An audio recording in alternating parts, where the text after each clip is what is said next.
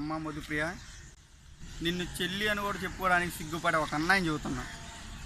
ఆడపిల్లనమ్మా, నేను ఆడపిల్లని, అష్టంగా పుట్టాన్ని బాధపడకమ్మా అని అన్న నువ్వు అష్టంగానే పుట్టావు, మీ అమ్మను బాధ పెడతానే ఉన్నావు. ఇంతకు విషయం ఒకటి అర్థం కాదు ఏంటంటే, నువ్వు దేశంలో ఎంతమందిని కన్నావు, ఎప్పుడు కన్నావు? ఈ మాట ఎందుకు అంటున్నానంటే, దేశంలో ఉన్న ప్రతి ఒక్క నా కొడుక్కి అని నువ్వు అన్నావు కాబట్టి ఈ మాట అనాల్సి వస్తుంది. అంత ఎట్టకన్నావు అంతమందిని నువ్వు? ఎప్పుడు కన్నావు? 18 ఏళ్ళకి ఎంతమందిని కన్నావా నువ్వు? ఇప్పుడు నోరు ఇచ్చారని ఎట్లా పడితే అట్లా మాట్లాడితే కరెక్టేనా? ఇంక్లూడింగ్ మీ నాన్నగారితో సహా నువ్వు నా కొడుకుని తిట్టావంటే దానికి ఏమన్నా అర్థం ఉందా? నేను నా జీవితంలో వినకున్న మాటలు మూడు. ఒకటి, నాలాంటి స్టార్డమ్ ఉన్న అమ్మాయికే ఇట్లాంటి పరిస్థితులు వచ్చినప్పుడు న్యాచురల్గా ఉండే అమ్మాయి పరిస్థితి ఏంది?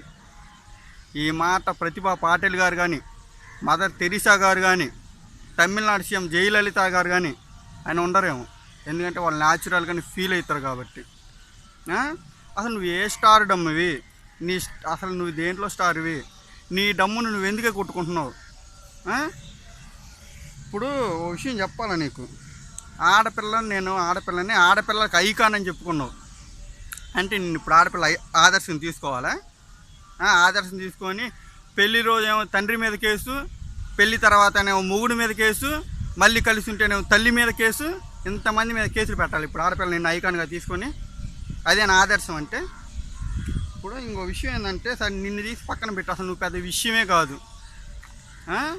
ఎందుకంటే నేను ఆడపిల్లని, నేను పెద్ద స్టార్ డమ్ము ఎవరు చెప్పుకోరు. అది నువ్వు దేంట్లో స్టార్ ఒకసారి చెప్తే, ఒక పాట పాడినంత మాత్రాన అది నువ్వు పాడిన పాటకి నువ్వే విలువ ఇచ్చుకోలేదు. ఎందుకంటే నువ్వు పాడిన పాట ప్రతి ఒక్క దాంట్లో నువ్వు రివర్స్ చేస్తున్నావు. అసలు నువ్వు నీ పాడిన పాటకి నువ్వు విలువ ఇచ్చుకోకుండా మేము ఎందుకు విలువ ఇస్తాం? అసలు నువ్వు పాడింది పాటే కాదు, ఆ పాడే అర్హత అసలు నీకు లేదు. నీ మూలంగా ఇప్పుడు నేను రెండు విషయాలు చెప్పాలనుకున్నా. 2 సంస్థలకు 2 విషయాలు చెబుతా వింటా ఉన్నా. ఒకటి మొదటిది మీడియా, 2 మహిళా సంస్థలు. మొన్న అనుకుంటా బాలకృష్ణ ఒకే ఒక్క అమ్మాయిని పర్టికులర్గా తన హీరోయిన్ని ముద్దు పెట్టాలనిపిస్తూ ఉంది అని అంటే ఎమ్మెల్యే అని కూడా చూడకుండా మహిళా సంస్థలు చేసిన రచ్చ కాదు.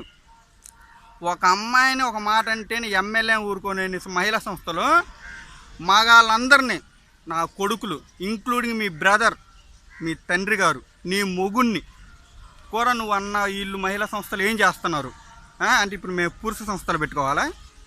నీ మీద ఇప్పుడు రైడ్ చేయాలి మేము? అసలు నీకు అంత ఉందా?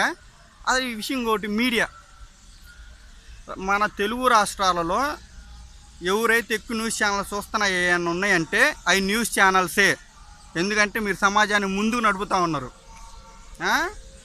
అలాంటి మీరు తెలంగాణలో, ఆంధ్రప్రదేశ్లో ఈ 2 రాష్ట్రాల్లో బడ్జెట్ సమావేశాలు అసెంబ్లీ జరుగుతూ ఉంటే, పెద్ద గొడవలు జరుగుతూ ఉంటే దాన్ని ఆపేసి, ఏది బడ్జెట్ సమావేశాల అసెంబ్లీని కూడా ఆపేసి ఏమేందో పెద్ద ఇదిలాగా బ్రేకింగ్ న్యూస్లు, మధుప్రియ నోట నా కొడుకులు అనే మాట మీరు వేయొచ్చా? మీకు ఎంత వాల్యూ ఉంది? మీరు తలుచుకుంటే ప్రభుత్వాలు కూడా కూలిపోయిన పరిస్థితులు ఉన్నాయి.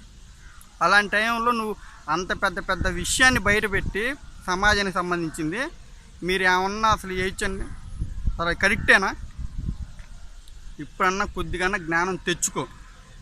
మగాళ్ళని చూడు, తప్పు లేదు. ఇప్పుడు నీ మొగుడు తప్పు ఎదవ, నీ మొగుడు నువ్వు నా కొడకని తిట్టుకున్నావు, మళ్ళీ నీ మొగుడు దగ్గరికి ఎందుకు పోతా ఉన్నావు? అంటే మీ నాన్న తిట్టినావు నువ్వు? ఇప్పుడు అసలు దాని అర్థం ఏంది? ఇంకో విషయం ఏంటంటే, ఇప్పుడన్నా బుద్ధి తెచ్చుకొని మొగుడితో కాపురం చేయి. మీ నాన్న తీసుకొని జైల్లో పెట్టావు కాబట్టి మళ్ళీ విత్డ్రాల్ చేసుకొని, మీ నాన్న చేసిన తప్పే లేదు, నిన్ను కంటం తప్పితే మీ నాన్న చేసిన తప్పే లేదు. మీ నాన్నని ఇంట్లో వదిలిపెట్టు. అసలు నువ్వు మీ నాన్న వాళ్ళ ఇంటికి వెళ్ళమాకు.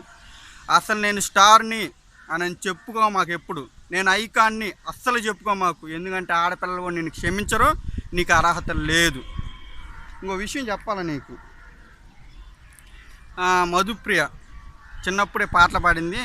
నువ్వు చిన్న వయసులో తెలియని పరిస్థితుల్లో నువ్వు పెళ్లి చేసుకున్నావు. నువ్వు చిన్నపిల్ల ఎట్లయితు? నీకు తెలియని వయసులోనే నువ్వు కాపురం చేయడానికి సిద్ధపడ్డావు. నువ్వు చిన్నపిల్ల అవుతావా? నువ్వు 60 సంవత్సరాలు 70 సంవత్సరాలు నాకు ఎంత జ్ఞానం వచ్చిందంటే అది కరెక్ట్ కాదు. మీ నాన్న మిమ్మల్ని దగ్గర పెట్టు, నువ్వు మీ నాన్న మిమ్మ దగ్గర నుంచి దూరం వెళ్ళిపో. మొగుడితో కాపురం నువ్వు బుద్ధిగా ఉండు. నీకు సినిమాలు ఛాన్స్ కాదు కదా, కనీసం స్టేజ్ ఛాన్స్ కూడా రాదు, ఇచ్చేవాళ్ళు ఎవరు లేరు.